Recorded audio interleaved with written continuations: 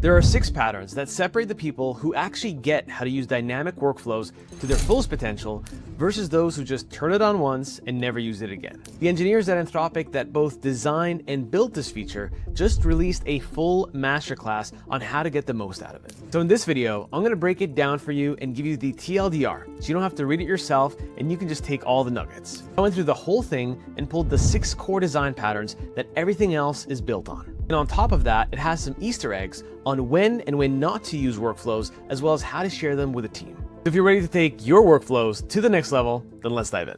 Now, most people think that a dynamic workflow is just a fancier way to spin up agents, but that's not the real unlock. The real unlock is an understanding that this is a brand new way for Claude Code to design and create a harness on the fly, which is like a little machine that can be custom built for whatever task that you hand it. And once you understand these 6 shapes that this machine can take, then you can apply them to pretty much any scenario. But before I can even go through all of the patterns at length, it's important to understand the core mechanics underneath them, because they are the very reason why this feature even exists. So normally when you give Claude Code a task and you're only dealing with one context window, that context window is a glorified short-term memory for that particular task. And for most things, this works just fine.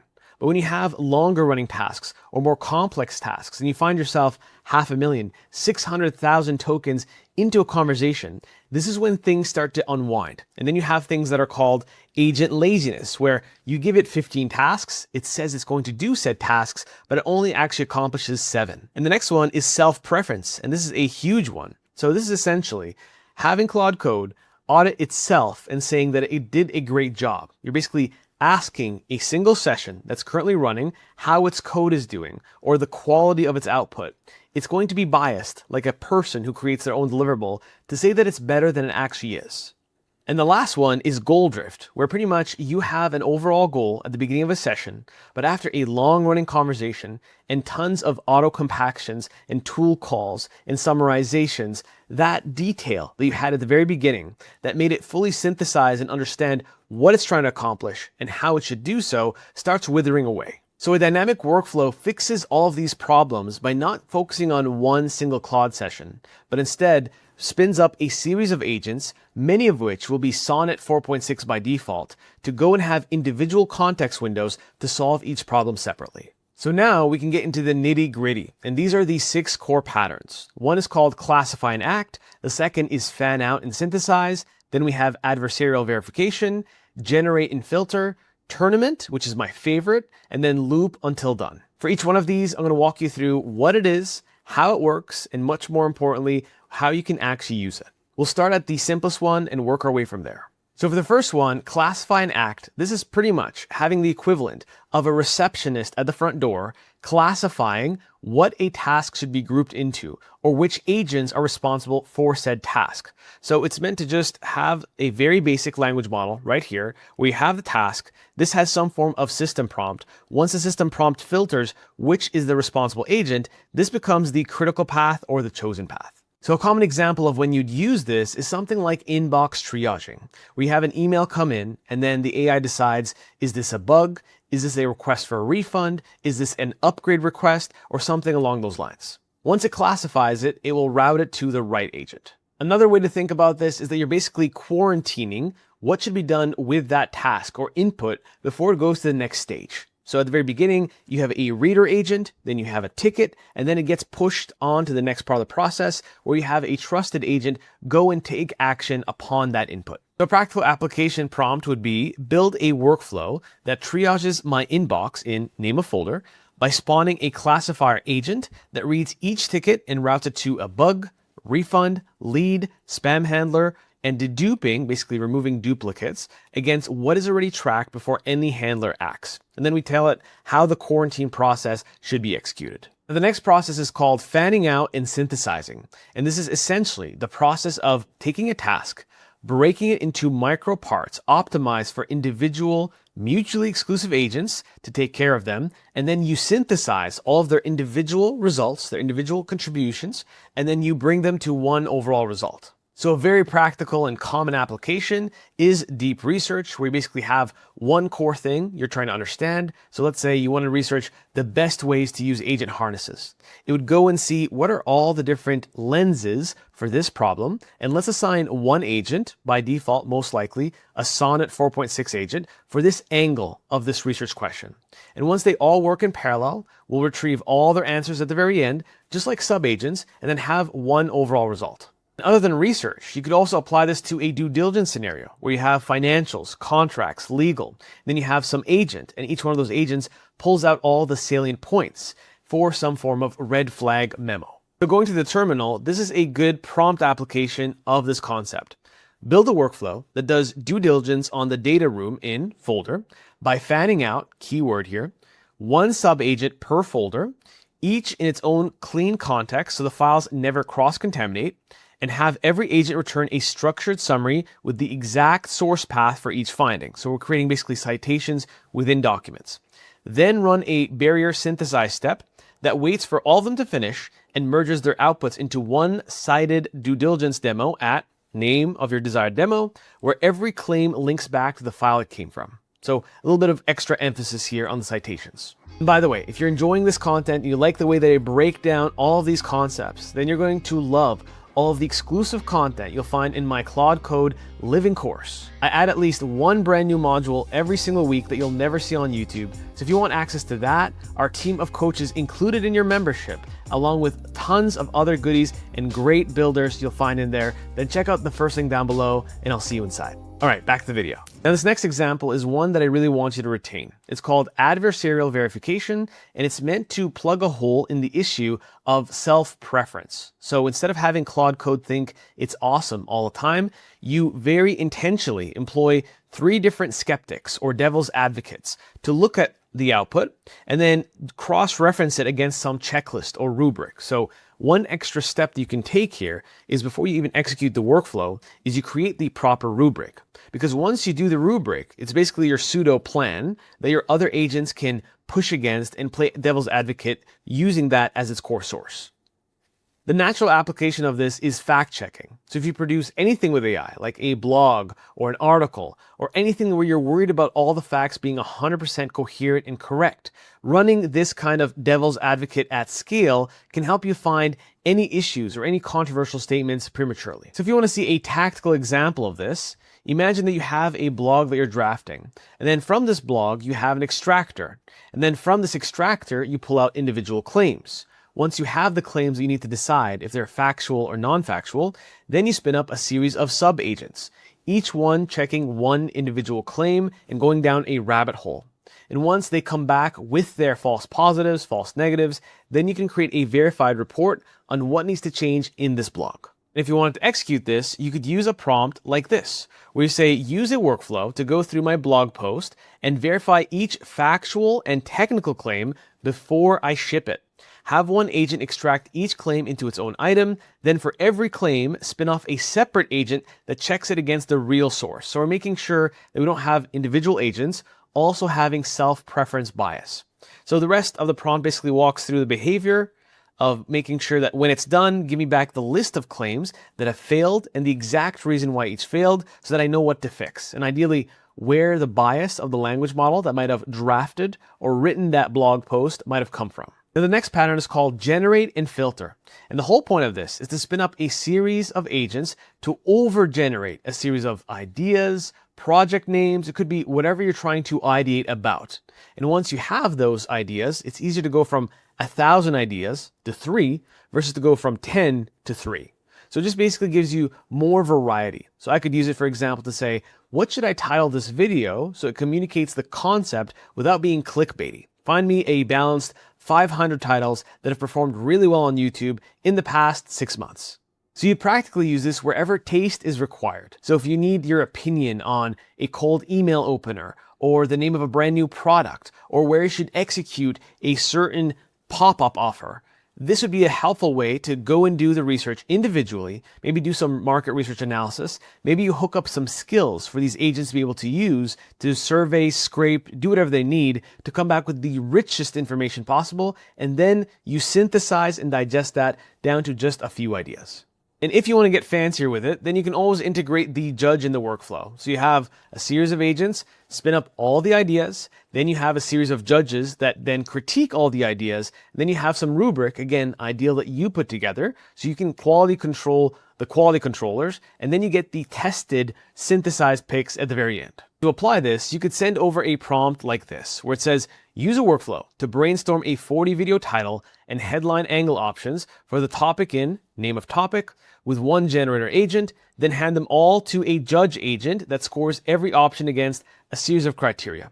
And then at the very end here, we say the generator that brainstorms and the judge that scores must be different agents. So I might be spoon feeding or over telling it what to do, but it's never a bad idea to over explain yourself to a language model. Now, like I said before, pattern 5 is my favorite, and it's called the tournament pattern. And the way it works is this. Instead of dividing up the work amongst multiple agents, like we saw in prior patterns, this one takes single ideas, sends them to fresh new agents, and asks it some controversial question. Should we go with this decision or not? And then this agent will go through every single reason, which one of the two options, it could be 3 options, 4, is the best and why.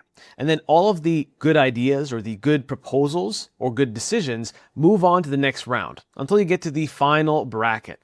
So this will keep going pairwise until we get to the very end where we have a final. Then at each stage, we have an unbiased agent with a fresh context window.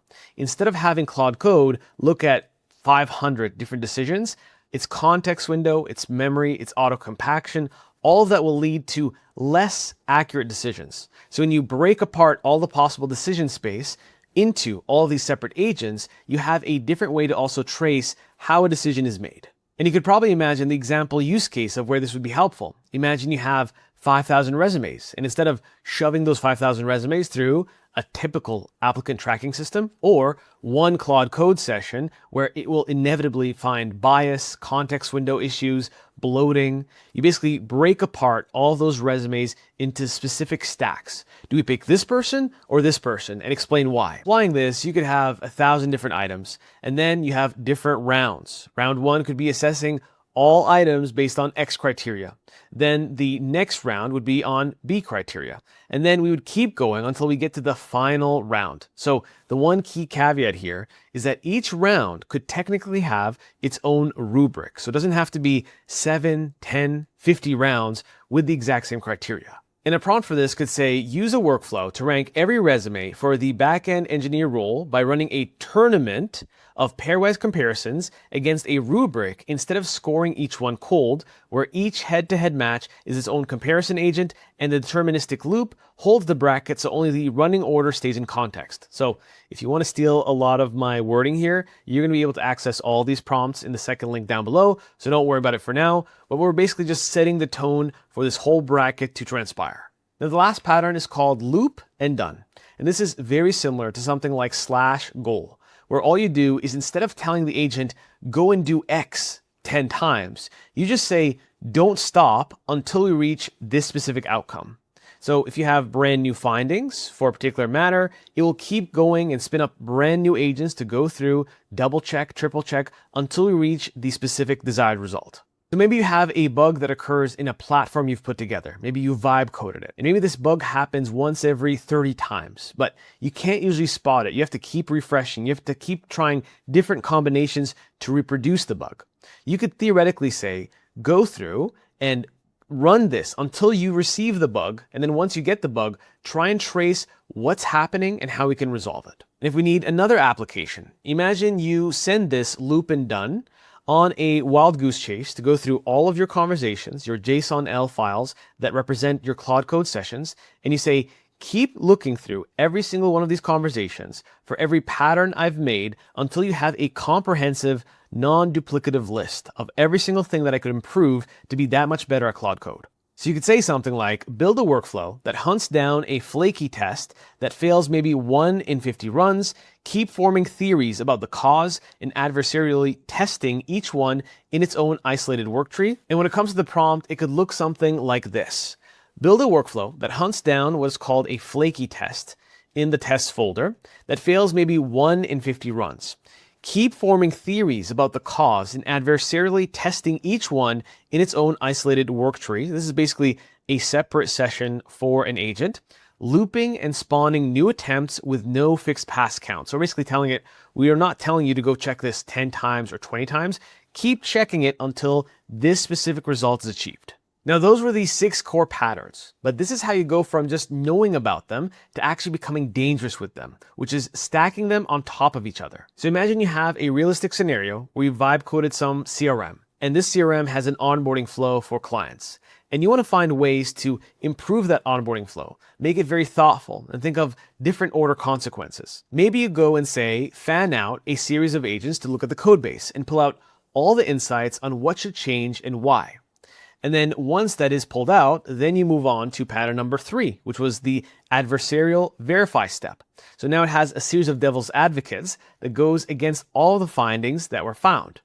Then from that step, maybe you add on a loop until done. So maybe you combine a /goal in the scenario, and then you apply that to this specific circumstance. So maybe you have a process that keeps going until it can't find any more optimizations that it could possibly make given the specific avatar who's using the platform. The best part about this is that you don't have to design it by hand. It's really a matter of just using the keywords in the right way to get the confirmed result or the ideal result. And if you wanted to put all of this into one single prompt, you could say something like, build a workflow that audits every file under codebase, fans out one agent, keyword right here, fans out, per file, has a separate agent try to refute each of the findings against the code. So this is our adversarial verify, and loops until a clean pass turns up with no new issues.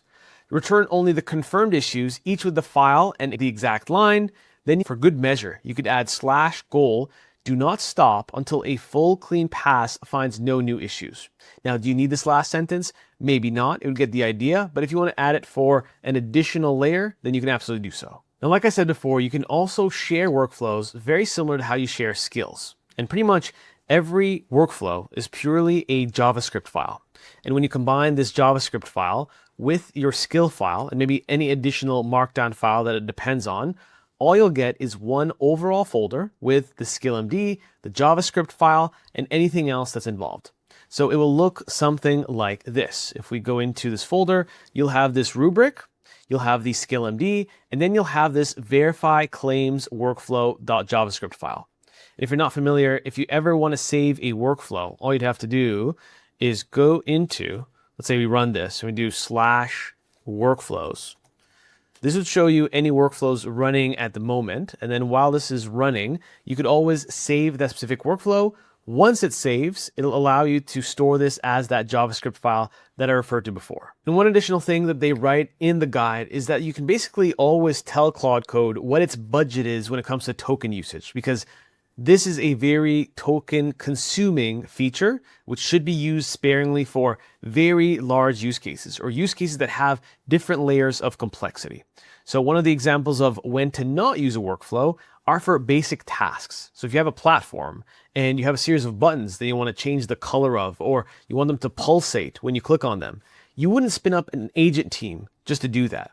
You could do that individually just using basic prompts. So as we get infinitely better models and we go from 4.8 to 4.9 to 5, you'll be able to do a lot more with a lot less. So you won't need agents for all tasks, but when it's time to use the power of agents, they will be there and you'll be able to use these swarms for much more complex matters. So hopefully this breaks down and demystifies all the power and all the potential that you might be leaving on the table by not using these patterns in your day-to-day. And like I said, you'll find all the prompts I showed you, along with some additional goodies like an example of that skill folder with the workflow inside of it, in the second link down below, so you can use it, get started, and start leveling up your workflows like I promised. If you want to take your agentic workflows and agentic OS systems to the next level, and you want to master Claude Code, then make sure you check out the first link down below for my early AI adopters community. This week's upcoming live module will be a deeper dive on dynamic workflows and how I've used it myself for things like travel and personal stuff